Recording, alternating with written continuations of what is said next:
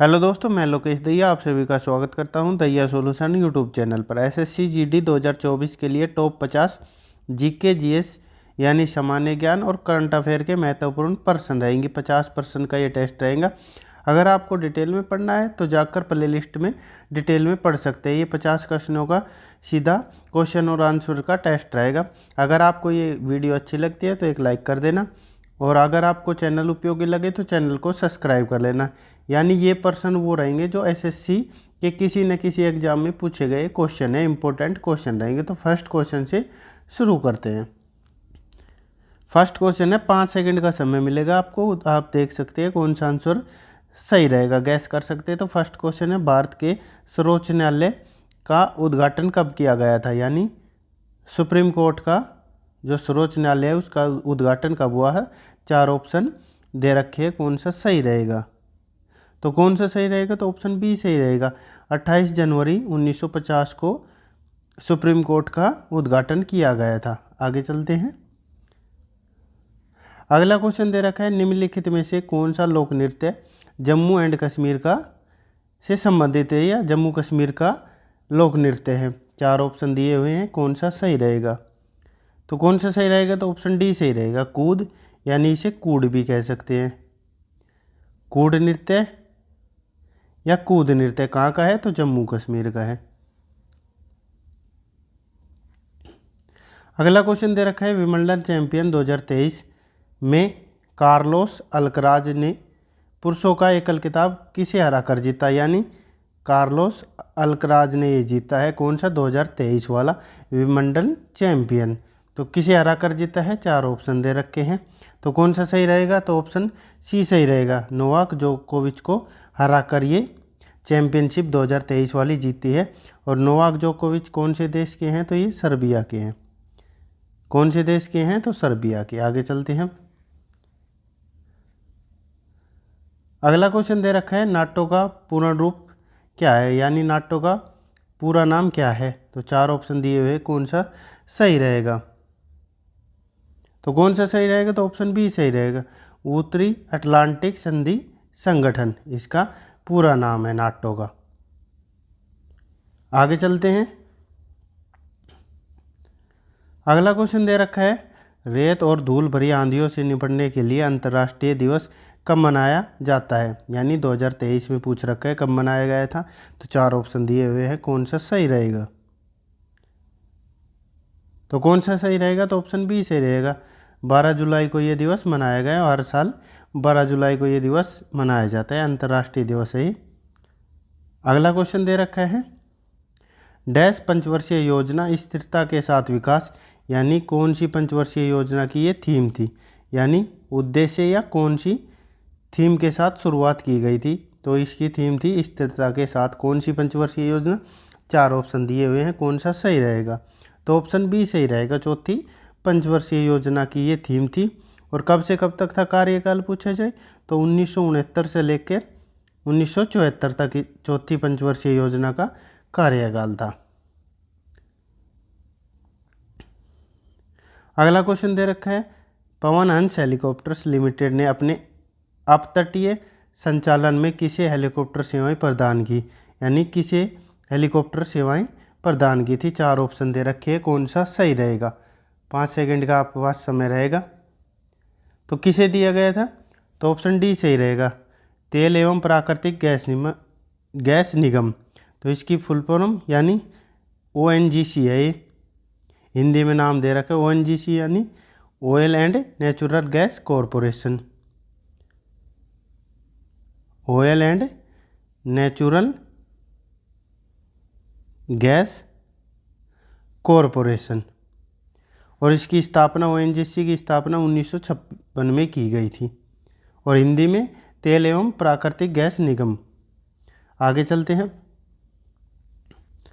अगला क्वेश्चन दे रखे हैं, मध्य भारत में बस्तर विद्रोह डैश में हुआ था? यानी कब हुआ था बस्तर विद्रोह?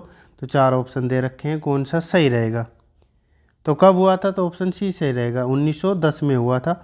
और पूरी तारीख पूछी जाए तो 10 फरवरी 1910 में हुआ था ये। आगे चलते हैं।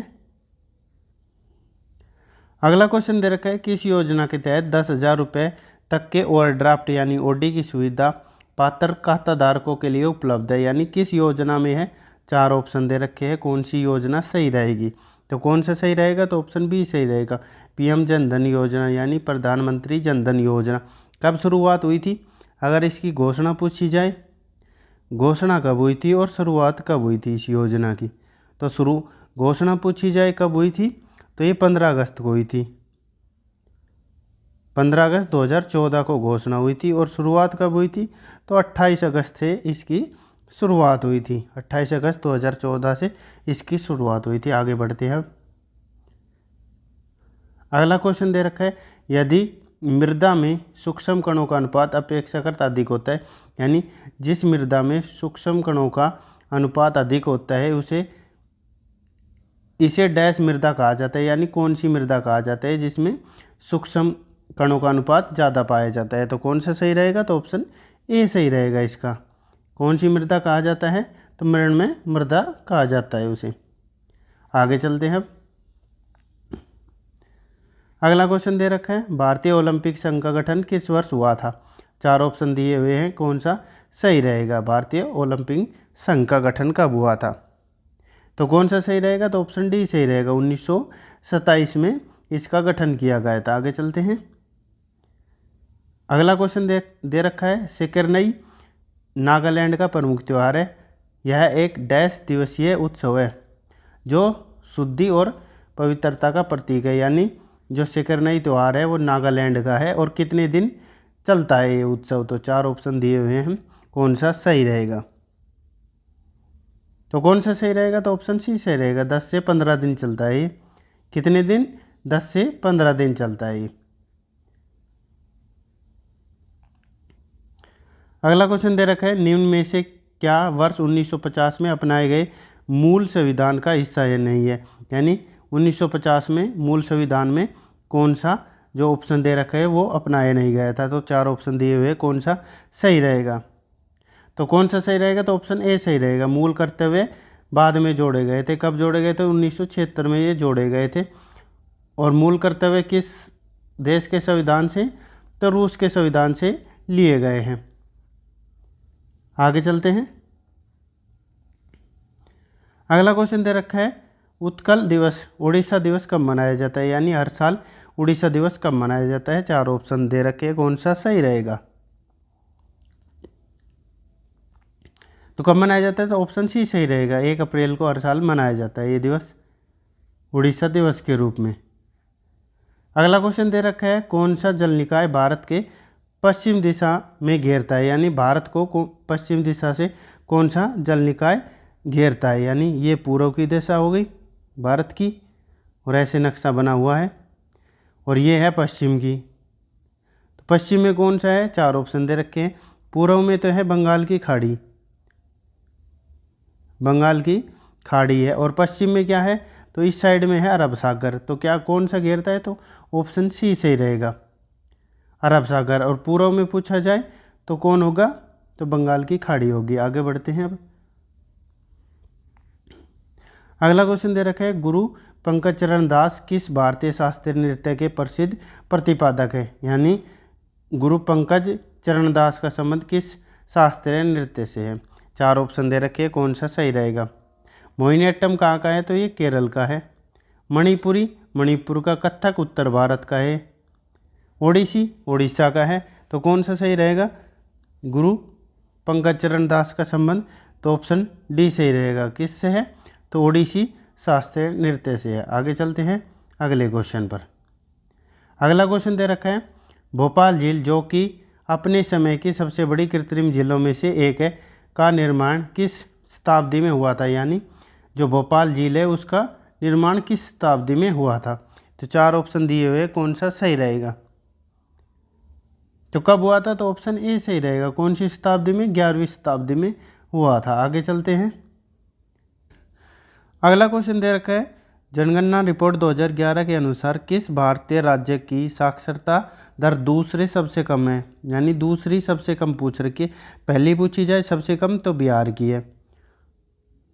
किस राज्य की है, बिहार की। ये पूछ रखे दूसरी सबसे कम, तो दूसरी सबसे कम कौन सी होगी। 4 ऑप्शन दिए हुए हैं, कौन सा सही रहेगा। किस राज्य की है, तो ऑप्शन सी सही रहेगा। किसकी है, तो अरुणाचल प्रदेश की है दूसरे नंबर पर। आगे चलते हैं।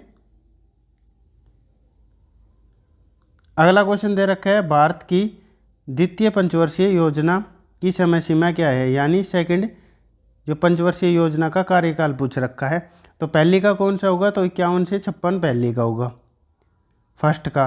तो 56 से उसके बाद 5 साल की है तो कौन सा सही रहेगा, तो ऑप्शन सी सही रहेगा। 56 से लेकर 61 सेकंड पंचवर्षीय योजना का कार्यकाल रहेगा। आगे चलते हैं अगले क्वेश्चन पर। अब अगला क्वेश्चन दे रखा है, ईडन गार्डन क्रिकेट मैदान निम्नलिखित में से किस शहर में स्थित है। ईडन गार्डन पूछ रखा है, क्रिकेट का जो मैदान है वो किस शहर में स्थित है। तो 4 ऑप्शन दिए हुए हैं, कौन सा सही रहेगा। और कब हुई थी इसकी स्थापना, तो 1864 में हुई थी इसकी स्थापना। तो किस शहर में है, तो ऑप्शन सी सही रहेगा। कहाँ पे है, तो कोलकाता में होगा। आगे चलते हैं अगले क्वेश्चन पर। अब अगला क्वेश्चन दे रखा है, भारतीय संविधान में न्यायपालिका की स्वतंत्रता का प्रावधान निम्नलिखित में से किस देश के संविधान से लिया गया है। किसका, न्यायपालिका की स्वतंत्रता का प्रावधान। तो 4 ऑप्शन दे रखे हैं, कौन सा सही रहेगा, तो कौन सा सही रहेगा, तो ऑप्शन डी सही रहेगा। किससे, तो अमेरिका के संविधान से लिया गया है ये।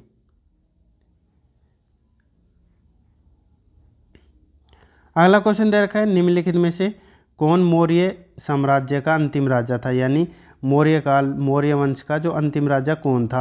तो 4 ऑप्शन दिए हुए हैं, कौन सा सही रहेगा, तो कौन सा सही रहेगा, तो ऑप्शन बी सही रहेगा। भरतरथ अंतिम राजा थे, कौन से, मौर्य साम्राज्य के। कौन से के, तो मौर्य वंश के अंतिम शासक कौन थे, तो भरतरथ थे। आगे चलते हैं।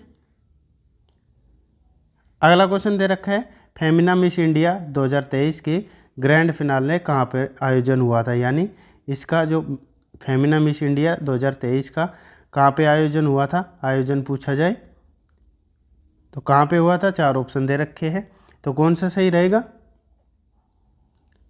5 सेकंड का समय भी दे रहा हूँ आपको, तो कौन सा सही रहेगा, तो ऑप्शन सी सही रहेगा।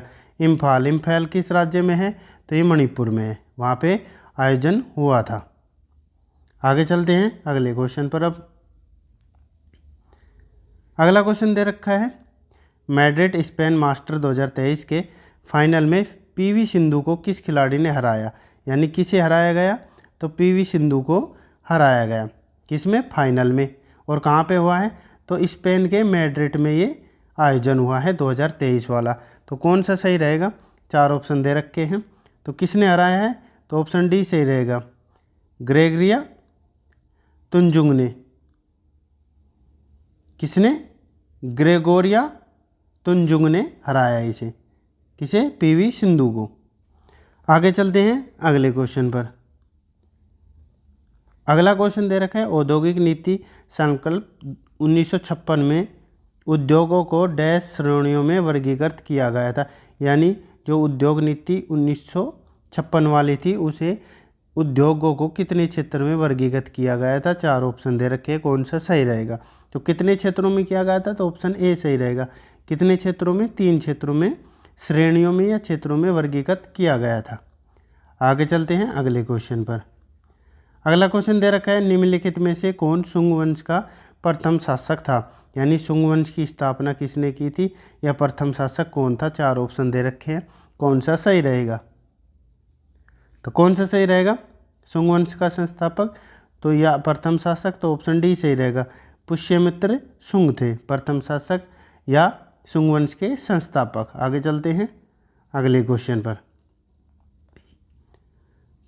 26 क्वेश्चन हम कर चुके हैं, आप अपना स्कोर देख सकते हैं कितना आ रहा है। अगला क्वेश्चन दे रखा है, निम्नलिखित में से क्या केंद्रक में मौजूद नहीं होता, यानी कौन सी चीज़ है जो केंद्रक में मौजूद नहीं होती। 4 ऑप्शन दे रखे हैं, कौन सा सही रहेगा, तो कौन सी नहीं होती, तो ऑप्शन ए सही रहेगा।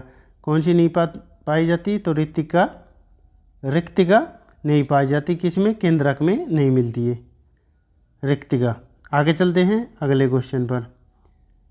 अगला क्वेश्चन दे रखा है, सोडियम निम्नलिखित में से किस में रखा जाता है, यानी सोडियम को किस में रखा जाता है। 4 ऑप्शन दे रखे हैं, कौन सा सही रहेगा, तो किस में रखा जाता है, तो ऑप्शन सी सही रहेगा। कैरोसिन यानी मिट्टी के तेल में रखा जाता है इसे। किसे? सोडियम को किसे? मिट्टी के तेल में रखा जाता है यानी कैरोसिन में रखा जाता है। आगे चलते हैं अगले क्वेश्चन पर। अगला क्वेश्चन दे रखा है किसी देश की प्रति व्यक्ति आय की गणना देश की राष्ट्रीय आय को उसके यानी डैश यानी भाग उसकी डैश से भाग देकर की जाती है। यानी किससे जो राष्ट्र प्रति व्यक्ति आय की जनगणना की जाती है वो कैसे की जाती है? तो राष्ट्रीय आय बटे में क्या होगा? तो ऑप्शन ए सही रहेगा। किसे? तो जनसंख्या को भाग देकर प्रति व्यक्ति आय निकाली जाती है। आगे चलते हैं अगले क्वेश्चन पर। अगला क्वेश्चन है वर्तमान में भारत के अटॉर्नी जनरल कौन है? यानी वर्तमान में पूछ रखा है अटॉर्नी जनरल कौन है। तो 4 ऑप्शन दे रखे हैं, कौन सा सही रहेगा? तो ऑप्शन ए सही रहेगा। कौन है? तो आर वेंकट रमणी है वर्तमान अटॉर्नी जनरल। आगे चलते हैं अगले क्वेश्चन पर। अगला क्वेश्चन दे रखा है वर्ष 2019 के लिए बाला सरस्वती पुरस्कार निम्नलिखित में से किसने जीता? यानी बाला सरस्वती पुरस्कार कौन सा? तो 2019 वाला किसे मिला है? 4 ऑप्शन दे रखे हैं, कौन सा सही रहेगा? तो कौन सा सही रहेगा? तो ऑप्शन बी सही रहेगा। अलरमेल वल्ली को मिला है बाला सरस्वती पुरस्कार 2019 वाला। आगे बढ़ते हैं। अगला क्वेश्चन दे रखा है वॉलीबॉल की पुरुष की टीम के लिए भूतल से नेट की मानक ऊंचाई कितनी होती है? यानी भूतल से नेट की ऊंचाई कितनी होती है? कौन सी टीम के लिए? तो पुरुष टीम के लिए पूछ रखा है, वॉलीबॉल की टीम के लिए। तो 4 ऑप्शन दे रखे हैं, कौन सा सही रहेगा? तो कौन सा सही रहेगा? तो ऑप्शन डी सही रहेगा। 2.43 मीटर होती है भूतल से ऊंचाई। आगे चलते हैं अगले क्वेश्चन पर। अगला क्वेश्चन दे रखा है सोनल मानसिंह का संबंध किस शास्त्रीय नृत्य से है? कौन से? सोनल मानसिंह का। तो 4 ऑप्शन दे रखे हैं, कौन सा सही रहेगा? कथकली कहाँ का है? तो ये केरल का है। मणिपुर का। ओडिसी तो उड़ीसा का। और मोहिनीअट्टम केरल का है। और भरतनाट्यम पूछा जाए तो वो तमिलनाडु का होगा। तो इसका कौन सा रहेगा सोनल मानसिंह का संबंध? तो ऑप्शन सी सही रहेगा, ओडिसी से। और ये भरतनाट्यम की कलाकार है। ओडिसी और भरतनाट्यम की कलाकार हैं, दोनों की ही सोनल मानसिंह। आगे बढ़ते हैं अगले क्वेश्चन पर। अगला क्वेश्चन दे रखा है हरित क्रांति की शुरुआत डैश में हुई थी? यानी किस देश में हरित क्रांति की शुरुआत हुई थी? 4 ऑप्शन दे रखे हैं, कौन सा सही रहेगा? तो ऑप्शन बी सही रहेगा। मैक्सिको में हरित क्रांति की शुरुआत हुई थी। आगे बढ़ते हैं अगले क्वेश्चन पर। अगला क्वेश्चन दे रखा है जनगणना 2011 के अनुसार भारत में पुरुषों की साक्षरता दर कितनी है? तो पुरुषों की पूछ रखी है, भारत में पुरुषों की साक्षरता दर 2011 के अनुसार। अगर भारत की साक्षरता दर पूछी जाए तो कितनी होगी? 74.04%। और पुरुषों की पूछ रखी है और महिला की पूछी जाए तो महिला की कितनी होगी? 65.46%। और पुरुषों की पूछ रखी है तो कौन सा सही रहेगा? तो ऑप्शन डी सही रहेगा। 82.14% 2011 की जनगणना के अनुसार है। आगे बढ़ते हैं अगले क्वेश्चन पर। अब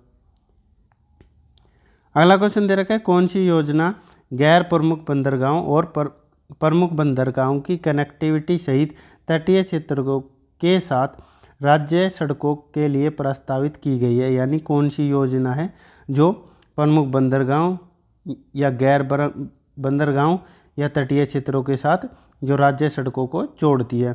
तो 4 ऑप्शन दे रखे हैं, कौन सा सही रहेगा? तो ऑप्शन कौन सा सही रहेगा? 5 सेकंड का समय है, चलो। तो ऑप्शन बी सही रहेगा। कौन सी? तो सागरमाला परियोजना है, ये सागरमाला परियोजना है। आगे चलते हैं अगले क्वेश्चन पर। अब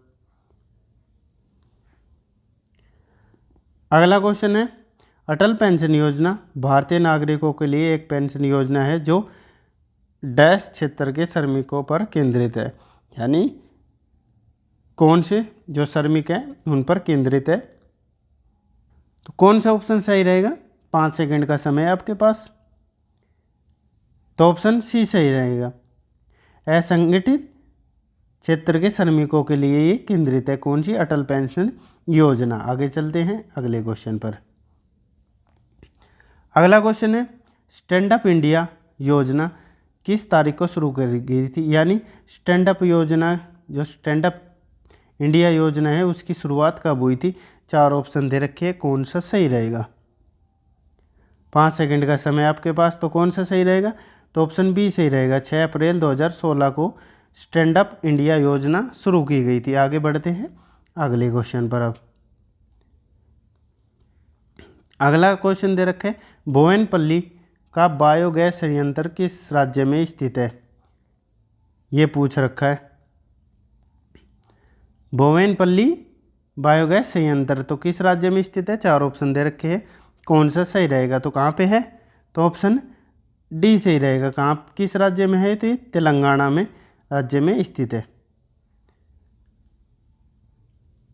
अगला क्वेश्चन दे रखा है, भारत के संविधान में कौन सी अनुसूची संघ, राज्य और सम्मति सूचियों से संबंधित है? यानी कौन सी अनुसूची है वो, तो कौन सी होगी? 4 ऑप्शन दे रखे हैं, कौन सा सही रहेगा? तो कौन सा सही रहेगा? तो ऑप्शन ए सही रहेगा। कौन सी अनुसूची है? तो 7वीं अनुसूची है, जो संघ, राज्य और सम्मति सूचियों से संबंधित है। आगे बढ़ते हैं अगले क्वेश्चन पर। अब अगला क्वेश्चन दे रखा है, भारत के संविधान में प्रारंभिक 10 मौलिक कर्तव्यों को कब जोड़ा गया था? यानी 10 मौलिक कर्तव्य कब जोड़े गए थे? वर्तमान में कितने मौलिक कर्तव्य हैं अगर पूछी जाए तो 11 है। 11वां कब जोड़ा गया था? तो 86वां संविधान संशोधन सन 2002 में जोड़ा गया था।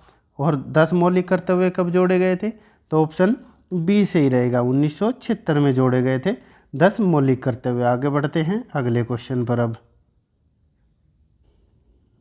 अगला क्वेश्चन दे रखा है, अशोक घोष जिन्होंने बुद्ध चरित्र की रचना की, यानी बुद्ध चरित्र किसने लिखी थी?